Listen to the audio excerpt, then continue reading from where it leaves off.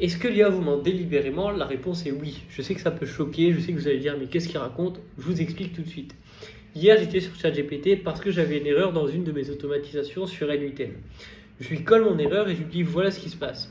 ChatGPT m'a répondu en fait c'est très simple, voilà ton erreur, voilà comment tu peux la réparer, tu vas mettre tel module et cliquer sur tel bouton. Sauf que le module n'existait pas sur N8N et le bouton non plus. Et quand je lui ai fait remarquer, qu'est-ce que ChatGPT m'a dit? Il m'a dit ah oui, c'est vrai, je me suis trompé, voilà le nom du bouton exact. En fait, l'IA, elle va passer souvent par le chemin le plus simple. Elle va dire je vais essayer de faire une réponse qui est logique. Je vais lui donner une réponse qui est logique.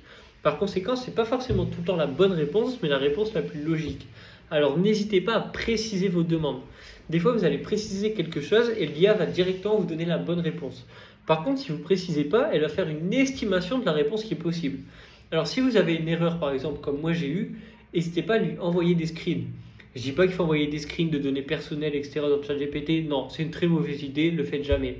Que ce soit ChatGPT, DeepSeek, Gemini, bref, peu importe, envoyez pas d'infos perso. C'est un vrai conseil que je vous donne.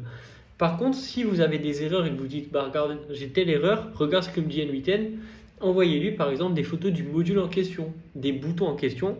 Comme ça, ChatGPT sera capable de vous donner les bonnes réponses avec les bons boutons et les bons noms. Sur ce, on se dit à demain pour une prochaine vidéo. Ciao!